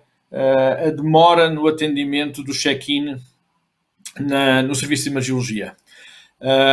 E foi mapeado o processo, usados os dados do sistema, foram usados as observações que foram feitas e foram feitos alguns cenários. E percebeu-se que o que havia é que havia balcões que estavam a 100 e tal % da sua capacidade e balcões que não atingiam 50% da sua ocupação, que tinha a ver com o modo como os balcões estavam, as tarefas estavam divididas e os atos por balcão. E quando se analisa isto e muda-se os cenários, consegue-se perceber que não tem a ver com haver poucos balcões nem com haver muitos doentes, tem a ver com uma reorganização e que facilmente eu consigo antecipar antes de implementar. Em vez de ir por tentativa e erro, pelo menos já vou com mais alguma certeza. Pronto, e aqui também estão alguns artigos onde se demonstra desde a urgência, estimativa de camas, de consumo de camas. A Navarra também tem na área agora do Covid a simulação computacional para a utilização de camas, o modelo também para os serviços de urgência e para novos circuitos dentro das urgências. Por isso é claramente... Agora, tudo isto, voltando ao princípio, tudo isto só se consegue alicerçado em dados. E quase a terminar, uma outra área, que é modelos preditivos através de machine learning. Esta é uma área que eu tenho tido bastante interesse, porque no âmbito do doutoramento quero estudar a capacidade do machine learning em conjunto com o Lean, melhorar a eficiência do agendamento cirúrgico, de modo a gerar mais atividade cirúrgica, e por isso o Machine Learning é um ramo da inteligência artificial e da ciência da computação que se foca no uso de dados e algoritmos para imitar a forma como os humanos aprendem. Pronto, e aí, em vez de ser o humano a fazer o agendamento cirúrgico, passa a ser... Porque é impossível um cirurgião, ou um anestesiologista, ou um diretor de bloco fixar o tempo anestésico, o tempo cirúrgico, o tempo pós-anestésico, o tempo de recobro de cada procedimento, pelo perfil do doente, pelo perfil da patologia, pelo perfil até da equipa multidisciplinar. E desta forma consegue-se ter realmente uma integração de dados que permite gerar predictibilidade e gerar ganhos de eficiência, e começa a haver alguma literatura, é interessante ou não, mas de alguns dos países que mais literatura estão a gerar a nível do machine learning na saúde é a China. Pode ser curiosidade e apenas um acaso, ou pode querer dizer qualquer coisa, mas com resultados também já expandidos para outras áreas: imagem médica, urgência, agendamento cirúrgico e a substituição de serviços prestados por professores externos, no sentido de que não temos de estar à espera que alguém faça, porque começa-se pelo menos a perceber se o agendamento que está a ser feito pelo ser humano está dentro dos padrões daquilo que o modelo preditivo e que a inteligência artificial nos aponta. Aqui 3 casos que eu acho que são interessantes e da importância dos dados. Este é um caso que tem a ver com... Era um bloco operatório onde um dos desafios era as lateralidades. E, como sabem, o erro do local cirúrgico é um dos erros que mais afeta a área da saúde e não para de crescer, por isso não é nada que esteja ultrapassado nem MOD, continua a ser uma realidade. Partiu-se de um ponto em que só 55% dos doentes é que eram marcadas lateralidades, e quando se começou a monitorizar semanalmente, que foi em novembro ou dezembro de 2018, essa monitorização e essa discussão multidisciplinar entre os vários intervenientes conseguiu-se chegar a 97% de marcações. E aqui isto é importante dizer, os profissionais eram os mesmos, as limitações estruturais eram as mesmas, a equipa de gestão era igual, as limitações dos sistemas de informação eram iguais.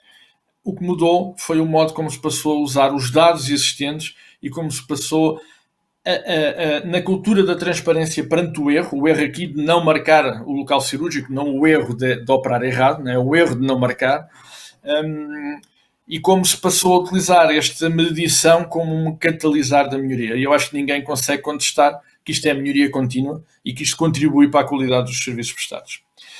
Um outro aspecto que é o VeloStream Map que eu apresentei há pouco, uma redução do tempo de espera do doente de 150 para 30 minutos, o doente reduziu a deslocação, né, deixou de andar de um lado para o outro, e a reorganização de processos permitiu que deixasse de haver necessidade de fazer horas extraordinárias pelos assistentes técnicos ao fim de semana, e diminuiu substancialmente. Era a área com mais reclamações neste hospital e foi a área que menos reclamações passou a ter. Para os médicos, passaram a ter os utentes à porta do gabinete atempadamente para a consulta. Por isso, quando dizemos que às vezes que os profissionais de saúde, sejam médicos ou não chegam a horas, é importante perceber a causa, não é? Porque acho que nenhuma pessoa chega a horas se o seu motivo pelo qual vai para um sítio não tiver a matéria-prima para trabalhar, não é? Acho que é uma pescadinha de rabo na boca. E o que é certo é que tudo isto entrou em contraciclo. Este aspecto, este é bastante interessante. É um projeto de melhoria que estamos a fazer no serviço de oftalmologia, em que, quando mapeámos os problemas que a equipa identificava, a equipa dizia que a grande parte do motivo dos doentes não estarem preparados para a cirurgia era a falta de biometrias. Esta era a percepção da equipa. O que é que ficou demonstrado quando fomos medir? E aqui foi uma medida, hoje em dia já não, mas naquela fase não tínhamos não havia uma forma sistematizada de extrair estes dados. E por isso foi um registro de uma semana ou duas. E chegou-se à conclusão que o exame que mais estava feito eram as biometrias. E reparem como a equipa, sem mal, não era nem negligência, nem desinteresse, nem vontade de contrariar, era uma efetiva percepção de que o exame que mais condicionava a prontidão cirúrgica eram as biometrias. Quando fomos medir, percebemos que o exame que menos condicionava a prontidão cirúrgica eram as biometrias. O que é que isto nos leva a dizer? Eu não sei se conhecem este livro, eu sou um fã, este livro faz-nos pensar, e em jeito de resumo, grande parte das decisões das nossas organizações são baseadas em percepções ou em dados desatualizados. E o livro demonstra que mesmo organizações e figuras mundiais que nós temos como referência, e julgo que muitos de nós, dando credibilidade, defendem posições baseadas em coisas que já não acontecem, mas que foi a informação, a última vez que consultaram alguma informação era aquela, a informação não está correta, está desatualizada. Ou então, em percepções. E este livro faz-nos pensar a importância dos dados e a importância da regularização como os atualizamos e não generalizarmos, não partimos do pressuposto porque há 2 anos era assim, sobretudo agora nesta fase Covid, não é? Porque há 2 anos era assim, acharmos que ainda é assim. E por isso é que é importante os indicadores de processo, para perceber se a minha percepção ainda é sustentada com a realidade ou se eu ando a defender posições e a tomar decisões baseadas em dados completamente desatualizados. E eu agora queria, temos meia hora, vou deixar de partilhar e queria onde é que está aqui? Queria saber, vou vendo aqui o chat, saber se havia alguma questão. Não tenho aqui questões no chat. Se há alguma questão que queiram colocar. Ok. Se conseguir retirar tempos entre... Então, eu vou ler. Botar para monitorização e se conseguir retirar tempos entre as várias etapas do circuito do paciente, por exemplo, de emergência, considera benéfica a utilização de um sistema? Sim. Excelente pergunta. Porque é uma área em que nós estamos a trabalhar. E sim, pensando na perspectiva do real time, né, de que a saúde ganhará quando for uma monitorização em tempo real, o que ganharíamos é de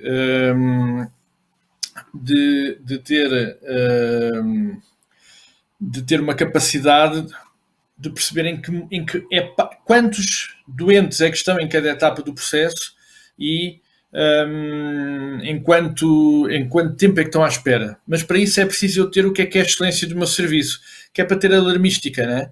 Porque se eu não tiver a excelência do meu serviço, para uns de nós pode ser, eu estou meia hora, está bom, para outros profissionais podem ser mais sensíveis, 10 minutos já é demais, ou outros, se calhar, uma hora começam-se a preocupar. Agora, aquilo que referiu do Real Time Location Systems, eu acho que é essencial. Aliás, eu em novembro de 2019 estive no Congresso Mundial dos Hospitais em Oman e houve a entrega dos prémios da Federação Internacional dos Hospitais e os dois prémios que ganharam, dois dos segmentos, eram um hospital paquistanês e um hospital da Arábia Saudita que tinham implementado um na área cirúrgica e um na área da urgência, sistemas de real time. A pulseira só tem um desafio por causa da saúde, porque estes sistemas, se não estivéssemos a falar na saúde e num hospital, estes sistemas hoje em dia são fáceis, né? Já se fazem em muitas áreas. O problema é as condicionantes de ser a área da saúde, das interferências com os equipamentos e das especificidades da saúde. E por isso é que aquilo que se tem que falar demais é a pulseira ser passiva e os equipamentos serem ativos, porque uma pulseira ativa dentro de uma sala de operações ou dentro de um equipamento de MCDTs com algum magnetismo pode criar incompatibilidades e interferências. Por isso, agora, eu acho que, e nós temos estado a trabalhar nisso, temos até já uma prova de conceito feita, nós apresentámos isso para a área da urgência e para a área da cirurgia de ambulatório e as estimativas, nomeadamente na área da cirurgia ambulatória, era que isto permitiria cada sala fizesse mais uma cirurgia por dia, o que ao fim do ano é uma rentabilidade enorme. Não sei se respondi à pergunta, mas acho a área muito interessante. Temos aqui uma outra pergunta relativamente às condições limitadas atuais para lidar com Big Data. Pensa poder ser possível implementar um modelo de Machine Learning? Ou devemos partir para uma alternativa preditiva? Sim, eu acho que eu costumo dizer que o elefante come-se às postas, né? E que, como eu referi há pouco, nós não devemos estar à espera da melhoria ideal para implementar a melhoria possível hoje. Já há alguns exemplos de machine learning na área da saúde. Agora, eu concordo consigo. Acho que, se calhar, numa fase inicial, podemos ainda não estar na aprendizagem automática e estarmos numa perspectiva mais de modelos preditivos. Contudo, temos de ter organizações do lado de lá, organizações de saúde aprendentes, e eu acho que aqui a ligação com a academia é essencial. Porque os hospitais, e não estou a dizer que não há hospitais que tenham um ou outro elemento com gosto ou com conhecimento nestas áreas, mas não são áreas que o hospital hoje em dia, de um modo geral, já viva, né? Já tenha isto no seu ADN. E por isso é importante identificar bem os hospitais, é importante identificar áreas de processo onde surja uma possibilidade de termos riqueza de dados, mas se não conseguirmos fazer logo o modelo de machine learning ideal, podemos começar por modelos preditivos, o que eu acho que já era um bom ponto de partida. Mais uma pergunta bastante interessante também. A sua equipa tem algum médico? Acha que no futuro um médico poderá ter um papel importante, à exceção da parte clínica, no levantamento, interpretação e melhoria dos dados da saúde, fazendo parte de equipas multidisciplinares com engenheiros? Eu acho que nós não temos nenhum médico. Aliás, não temos nenhum profissional de saúde. A nossa equipa, eu sou aluno de doutoramento de saúde pública, mas a minha formação de base é marketing. Temos uma colega que está a fazer também doutoramento em administração de saúde pública na área da saúde, uma colega mestrada em economia sustentável e comunicação, e depois temos o resto são engenheiras de engenharia industrial e também vamos ter uma aluna de engenharia biomédica. Contudo, a IBM, julgo que sabem isto, tem na sua equipa 2.000 médicos, né, por causa do IBM Watson. O que responde que aquilo que pergunta faz todo o sentido, né? E até eu costumo dizer isto, é mais fácil um médico ser gestor e gestor de projeto do que eu ser médico, né? Por isso, acho que faz sentido o que disse. O que nós fazemos fazemos verdadeiramente melhoria contínua porque alicerçamos os nossos projetos no envolvimento dos profissionais. Ou seja, não me compete a mim dizer quais são os indicadores. Eu posso sugerir pela nossa experiência, pelo que estudamos, mas acima de tudo são os profissionais da equipa que têm que refletir. É lógico que se houver profissionais de saúde com competências destas áreas, parte de tudo isto é acelerado. E por isso é que nós dizemos que quanto mais os profissionais de saúde e as organizações tenham competências e apropriem-se, por um lado, das ferramentas de tratamento de dados, por outro lado, das próprias ferramentas de melhoria contínua, melhor é para as organizações, porque, no meu entender, e eu contra mim falo em termos de empresa, eu, como cidadão, gostava muito de ver as organizações de saúde a não precisarem de nós. Significava que as nossas organizações de saúde estavam capacitadas e tinham internalizado essa competência. E agora, é algo que ainda demora. As próprias escolas de gestão de saúde ainda não estão todas a apropriar destas temáticas. Isto ainda vem muitas engenharias. Por isso é muito, e eu costumo dizer, digo muitas vezes a conselhos de administração com quem trabalhamos, que eu acho que uma forma interessante de acelerar a entrada destes conhecimentos e destas competências nos hospitais, ou nas organizações de saúde, grosso modo, é fazer uma forte ligação com a academia. E eu acho que esse, para mim, é um ponto estratégico que as nossas organizações deviam ter. Temos excelentes alunos, muito bem preparados e com muita vontade de fazer coisas nas várias áreas, machine learning, simulação computacional, tratamento de dados mais gerais, melhoria de processos. Temos gente muito bem preparada. Esta geração, no meu entender, eu costumo dizer, eu tenho tido muita sorte, é mesmo uma geração muito bem preparada, está pronta para aportar valor às organizações de saúde e eu acho que os hospitais deviam caminhar para aí. Temos aqui uma outra pergunta. Ontem falou-se numa outra sessão sobre a utilização de aplicações no contexto da saúde. Qual é a opinião sobre este tema? Tem algum caso prático para partilhar? Pronto, é claramente uma necessidade. Eu acho que hoje em dia não dá para fugir disto. É uma reflexão que nós temos dentro da equipa.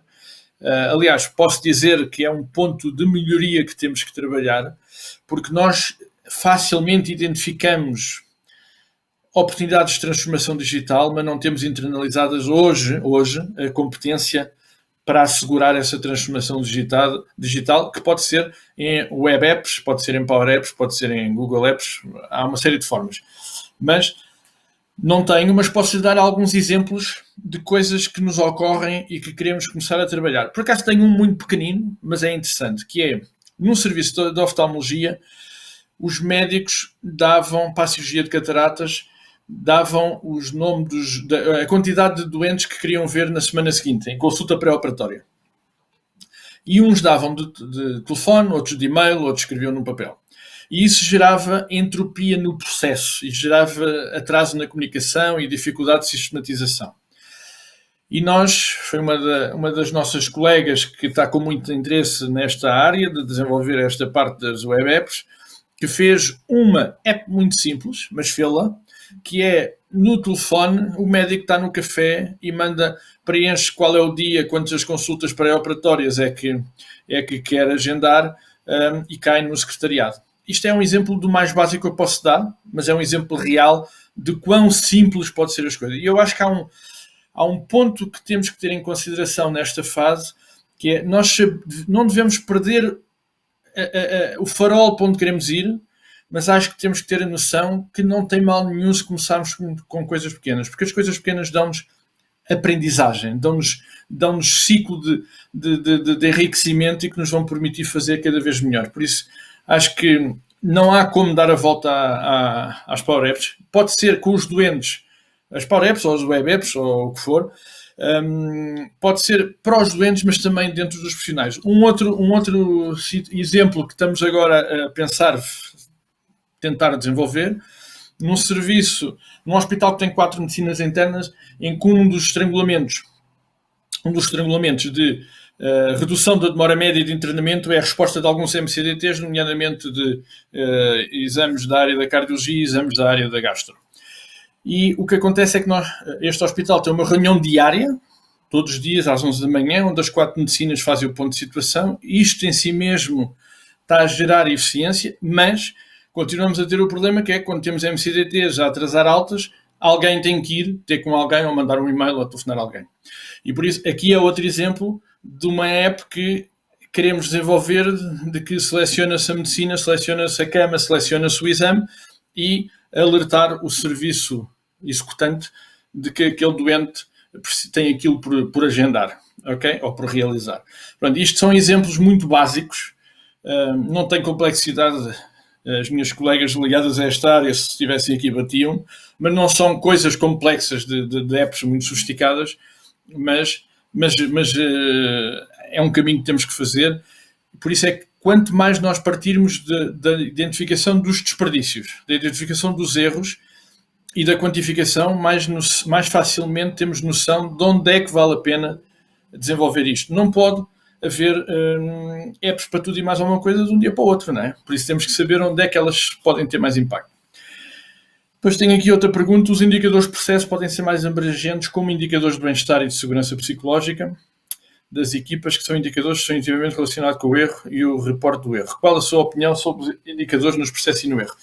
É excelente essa pergunta e joga um bocadinho com a questão da transparência perante o erro, né? E joga um pouco com aquilo que o Don Berwick dizia, né? Que a maior parte das organizações de saúde que tenta entrar nesta identificação do erro falha porque se agarra às ferramentas e esquece a cultura. Mas a cultura uma nova cultura ou uma cultura de transparência perante o erro tem que ter associado uma liderança que cria um ambiente de segurança para que esse erro possa ser expresso, né?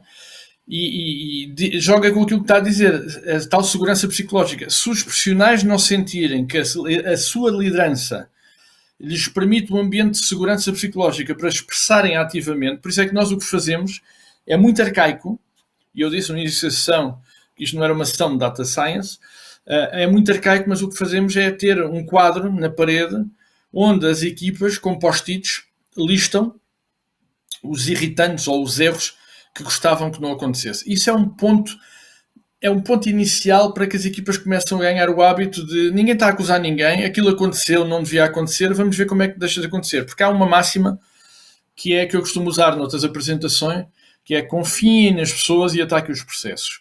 Se algo acontece é porque o processo é frágil tendencialmente. 90% de vós, quando vai para uma organização de saúde de manhã, no seu local de trabalho, ou à noite, depende do turno, vai para trabalhar bem e fica feliz de trabalhar bem. Por isso, não vamos estar aqui à procura de fantasmas.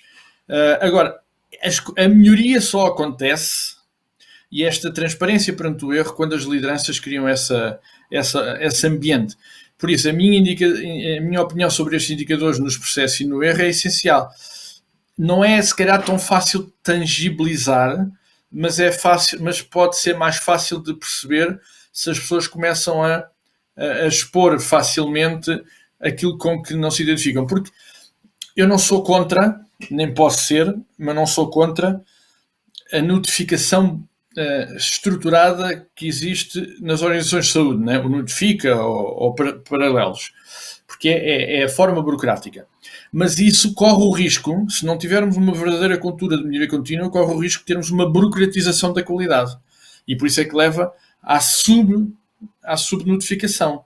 A subnotificação não é por desinteresse, é porque medo de acusação. A Agência da Qualidade da Saúde nos Estados Unidos refere muito bem que se nós queremos uma cultura de qualidade, não podemos ter uma cultura de julgamento e acusatório. E isso, as lideranças têm um papel essencial, que é criar um espaço seguro, como refere e muito bem, para que haja essa exposição. Depois temos aqui uma pergunta: a melhoria e a simplificação de circuitos e processos, designadamente na movimentação de doentes autónomos que não necessitam de apoio, seria suficiente, por exemplo, para ser dispensável a utilização? Esta não é uma forma de responsabilização dos utilizadores dos serviços de saúde? Fará sentido alimentar a utilização da tecnologia para tornar os cidadãos mais dependentes e menos autónomos? Bom, eu tenho que concordar consigo. Agora, eu tenho que concordar consigo que se calhar, em alguns casos, a tecnologia pode ser uma forma de nos, não digo desresponsabilizarmos, mas empurrarmos a bola com a barriga para a frente. Contudo, a saúde, como outras áreas da sociedade, vivem de modas, né? E a digitalização da saúde e a transformação digital vai sofrer o mesmo que outras áreas de inovação, né? Que é a inovação que nós compramos, que é a mesma inovação, e a inovação que nós compramos, que é mais do mesmo, com uma corzinha ou com um nome diferente. Dito isto, eu acho que concordo consigo no sentido de que podemos estar a fugir à responsabilidade, mas também digo o seguinte: não há tecnologia nenhuma que melhore processos se não houver essa questão. Se não houver uma cultura de melhoria, a tecnologia em si mesmo não vai melhorar o processo. Imaginemos que eu tenho num serviço de urgência e há diferenças registadas no padrão da urgência perante as equipas, né? E imaginemos que eu tenho uma equipa de urgência ou uma equipa cirúrgica que tem um padrão organizacional diferente, que gera menos eficiência. Não vou dizer mais ineficiência, mas gera menos ineficiência processual. Tempos de espera, fluxos de doentes, por aí fora. Eu posso ter lá a tecnologia, pode-me tocar a campainha que o doente devia estar à espera um quarto de hora e que já está à espera 20 minutos, que lá só devia ter 5 doentes e tenho lá 10. É verdade. Mas se eu não tiver uma cultura de reação que utilizo lembram-se aquele slide do bolo, né? A tal informação apresentada, e que eu utilize como ferramenta de apoio à decisão e de reação, a tecnologia não serve para nada. Por isso, quem acha que a tecnologia vai por si só resolver os processos, não vai, porque imagino que eu tenho uma unidade de cirurgia de ambulatório que devia começar a sala às 8h30 e tenho 5 salas e tenho 4 salas que às 8h30 ainda tenho os doentes para fazer a admissão. Eu vou receber uma campainha que tem os doentes para fazer a admissão. Mas se eu não tiver uma ação de análise de causa e de corrigir porque é que aquilo está assim, os doentes não passam a estar lá às 8h30. Não sei se estou a ser claro. Por isso, eu concordo que não podemos usar a tecnologia para libertar-nos do nosso papel de melhoria de processos, mas a tecnologia, para mim, é só para alertarmos em tempo real. Em vez de ser amanhã, que eu sei que aqueles doentes estavam... É a mesma coisa do Power BI e da LEC, não é? Eu prefiro saber uma semana antes que tenho não sei quantos doentes a 75% do tempo máximo de resposta garantida, do que no fim do mês o Conselho de Administração me perguntar porque é que tantos doentes cederam o tempo máximo de resposta garantida. Ok? Por isso eu acho que as duas coisas têm andado de mão dadas e a tecnologia dificilmente vai sozinha melhorar os processos. Por isso acho que é um conjugar de questões e a melhoria contínua tem que estar sempre associada ao papel e à informação que a tecnologia pode trazer. Não sei se há mais questões ou se fui pouco claro em alguma delas. Se não, acho que cumprimos o tempo. Queria agradecer mais uma vez à APA pelo convite, pela oportunidade desta troca de ideias e de uma área que eu gosto bastante e cada vez mais, e não somos só nós da nossa experiência no terreno, a literatura não para de sair dados robustos sobre o papel da melhoria contínua dos dados nesta temática, e por isso a oportunidade de ter tido esta é sempre mais difícil quando não podemos ter uma interação pessoal, ou pelo menos em tempo real, mas de qualquer dos modos espero que tenha sido útil também para dar os parabéns pela conferência, que tem sido sessões bastante ricas, e é muito interessante perceber que a discussão do que se está a discutir hoje em dia na saúde no nosso país é um patamar daquilo que precisa de ser, e eu acho que é o meio caminho andado para que os profissionais e as organizações comecem a internalizar quer o pensamento, quer as competências. Por isso, da minha parte, se não há nenhuma questão mais, mas estou disponível para as questões, ainda temos 8 minutos, mas não tenho assim muito mais a acrescentar. Mas, acima de tudo, criem indicadores de processo e meçam e discutam esses indicadores. Faz diferença.